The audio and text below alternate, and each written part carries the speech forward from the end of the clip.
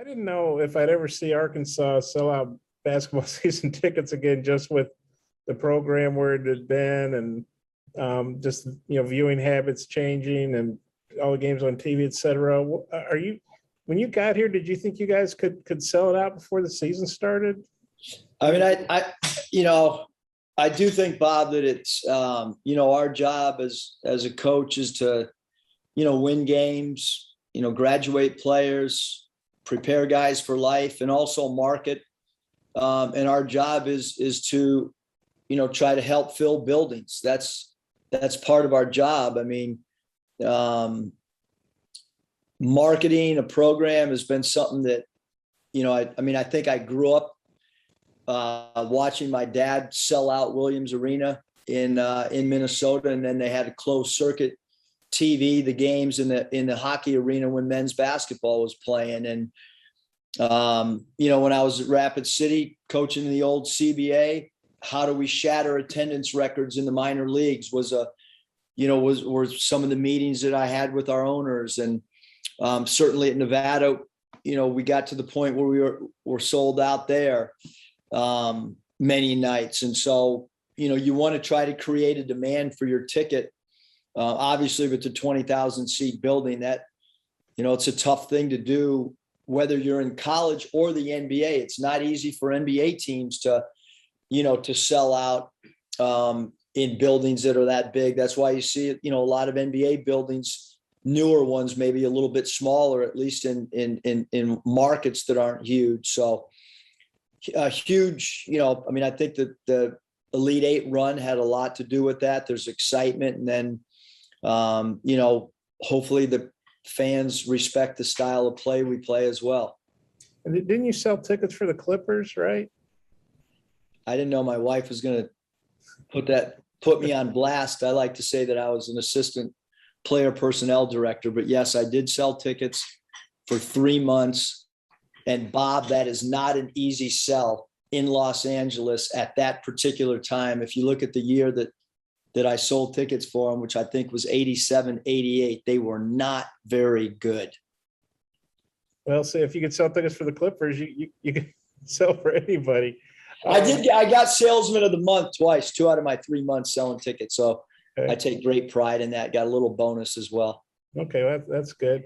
And then obviously, you talked the other day about you guys have been going at each other for so long. I know it's East Central University, it's not Kentucky or whatever, but just how do you feel about the exhibition game? What are you looking to get out of it?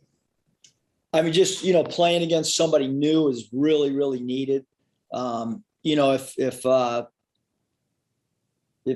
someone would grant a wish to a college staff, my wish would be that we'd have more exhibition games, more secret scrimmages. 2's not enough.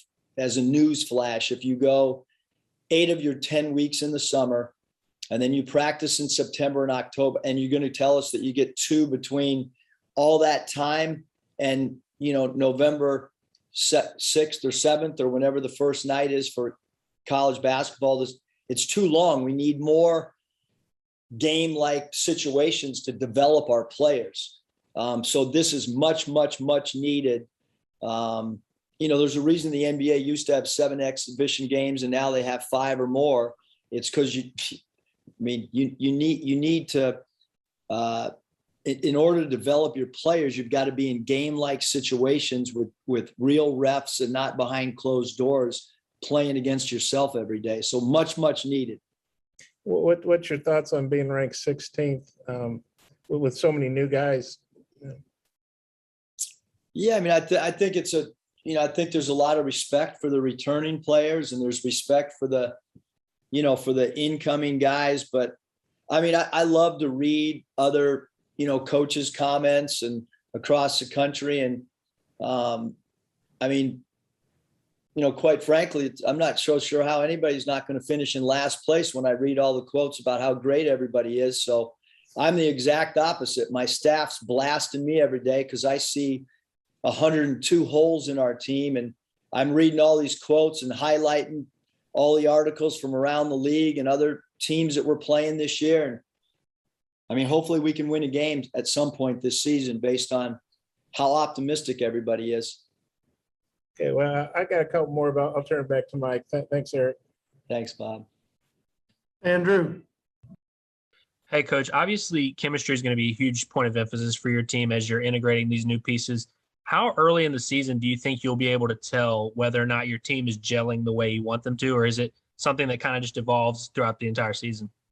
Yeah, I mean, I wish I had an answer for that, Andrew, but I don't. Like I didn't know last year after Alabama beat us by 100 points that that was when we were going to click and gel. Maybe if we would have only lost by 40 instead of 100, we wouldn't have gelled so quickly. But I think it's just, it's an inexact science, to be honest with you. I mean, again, I'm sure some of the coaches across the country probably know when they're going to click and how it's going to click. And it sounds like a lot of them are going to click right out of the gate the first game. Certainly we hope to develop as the season progresses, because I think you want to constantly evolve. I think our chemistry, to answer your question, Andrew, is much further ahead this year than it was last year, but so is everybody else, just because we were in the COVID situation last year. So I think from understanding who we are as people and so on and so forth, but this is the truth, because I talked to my wife about it the other night. When you really start becoming a real family is when you start traveling and you're in hotels and everybody's eating together. That's when you really, really start to get a great feel for each other. And that's a lot of the bonding takes place on those road trips. Curtis.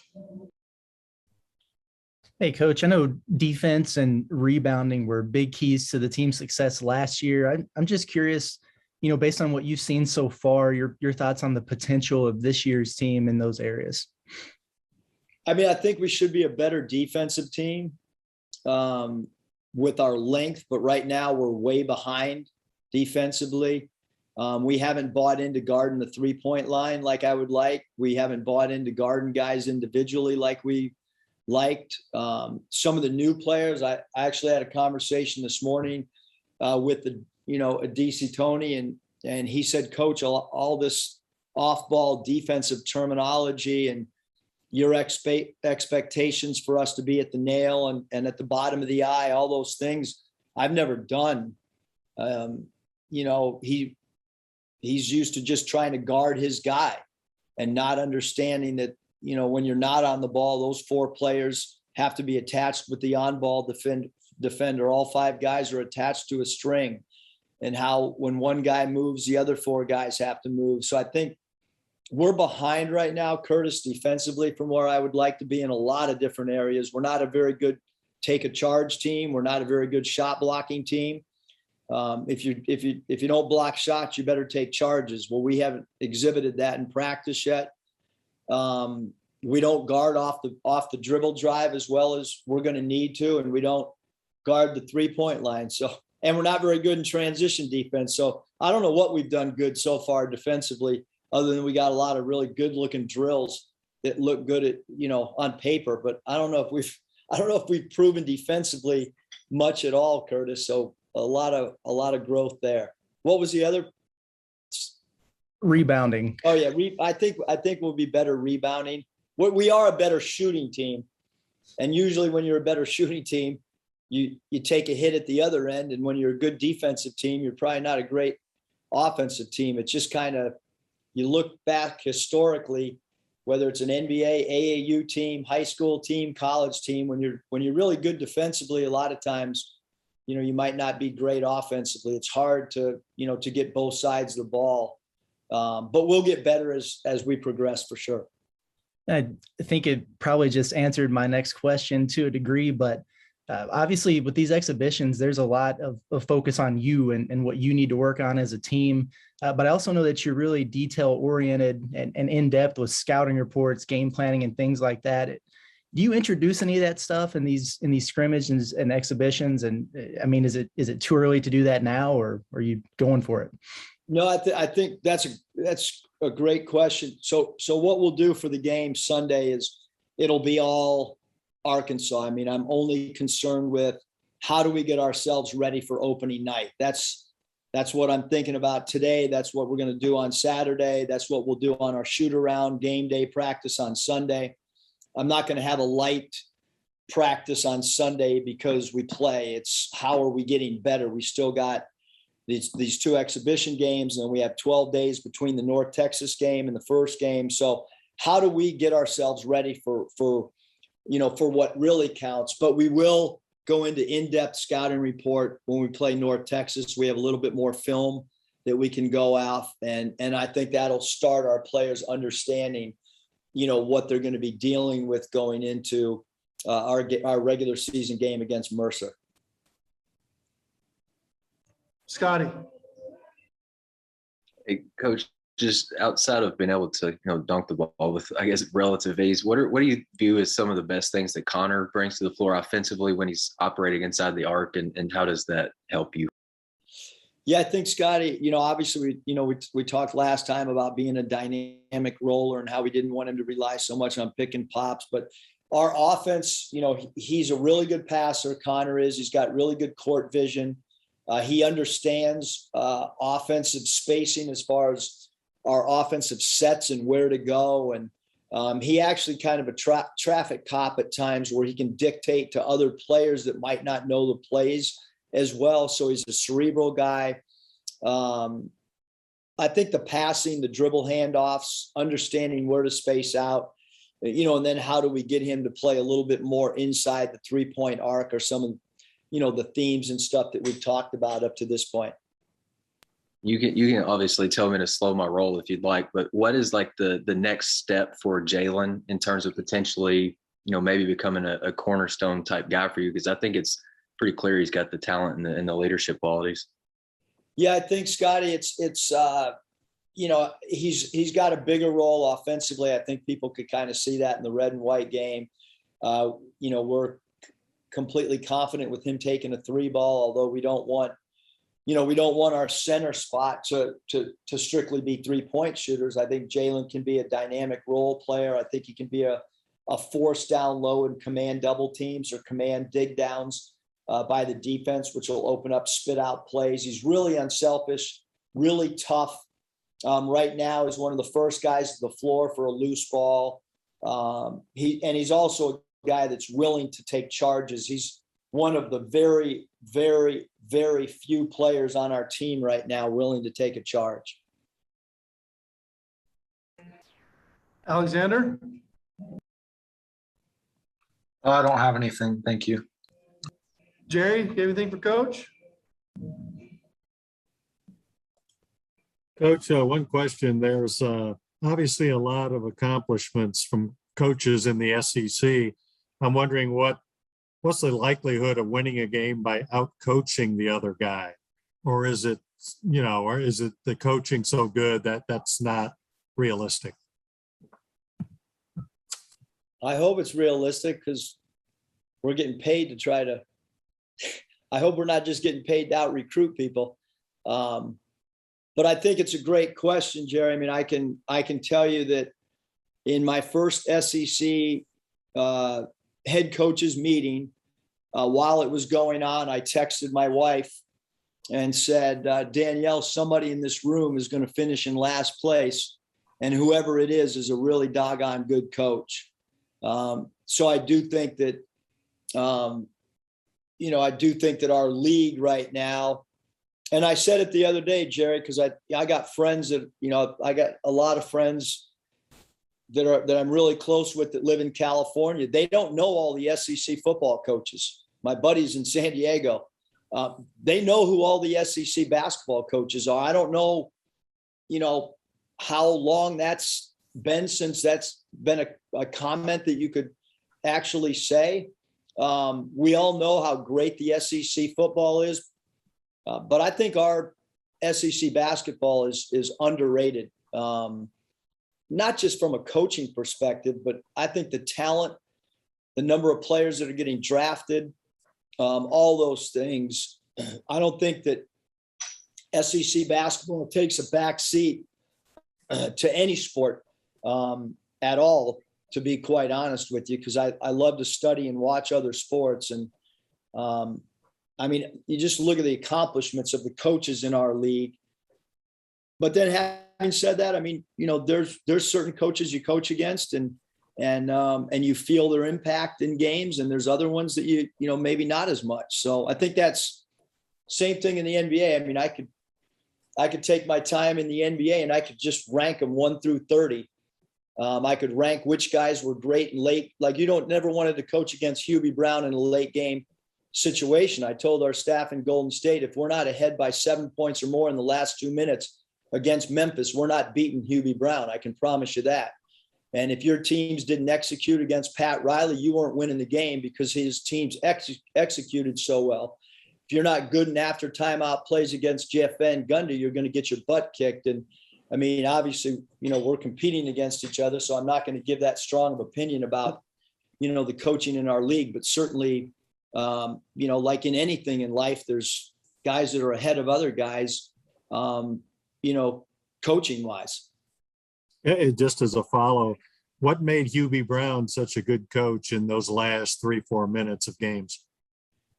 I think execution, understanding which players he wanted to get the ball to, decoy plays, some actions that you hadn't seen throughout the first 38 minutes of a game, Jerry. I would say those are some of the things. And then, you know, no different in football. I mean, the one thing you don't want to do in football is you don't want to beat yourself. And that's the same thing in basketball. You know, you don't want to beat yourself in the last 2 minutes of a close game. You know, it's easier said than done, but some people have a knack for getting teams to really execute, you know, in late game situations. Thank you. Bob, you got a follow-up? Yeah, Eric, I was wondering if you know who you're starting on Sunday. Wow. We're going to start Devo, JD, DC, Tony, Stanley, and Jalen Williams. Okay, now JD's obviously the 6th man of the year. So does this mean you're thinking about starting him this year? Bob, I can only answer part of your question. You asked me who was starting on Sunday. This is only because you guys have treated me so awesome.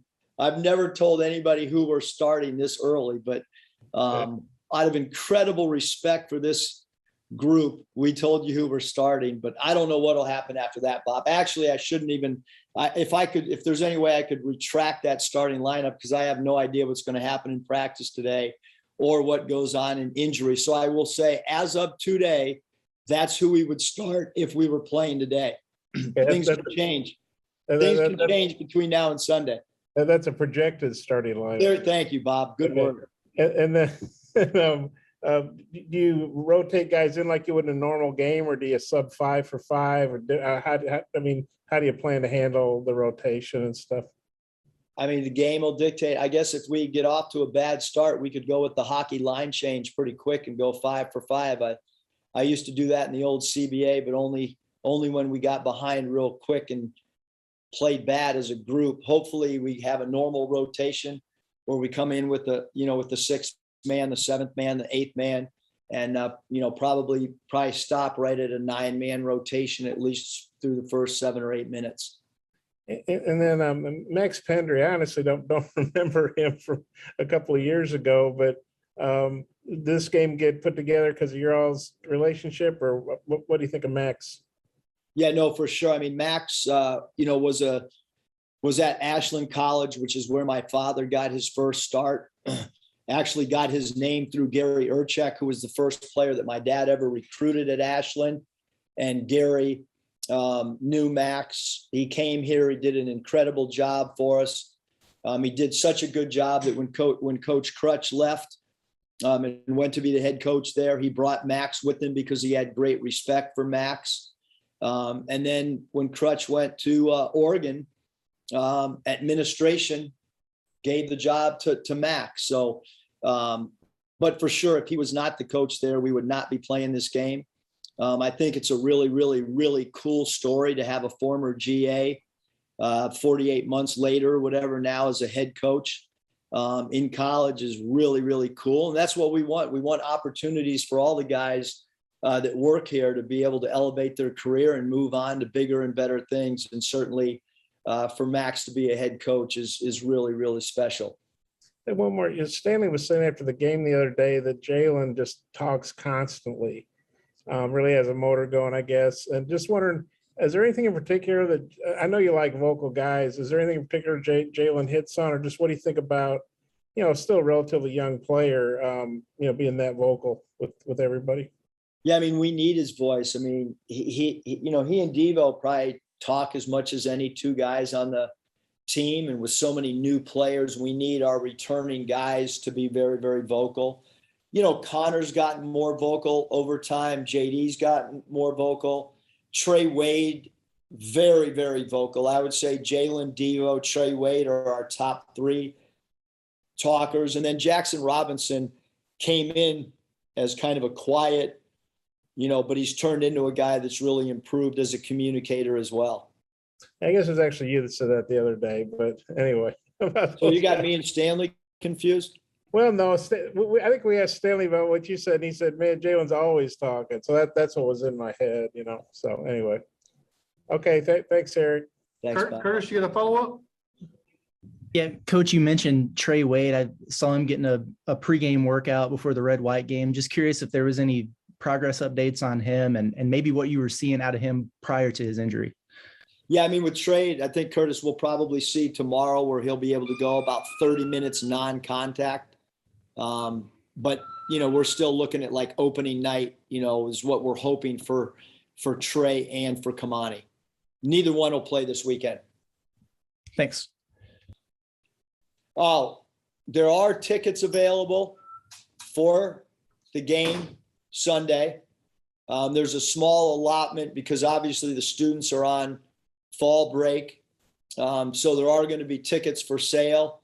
It's not going to be that way, obviously, for other games, but for this particular game, there will be tickets for sale with the understanding that, that there's going to be probably some extra seats in that student allotment. So we are selling tickets for this game.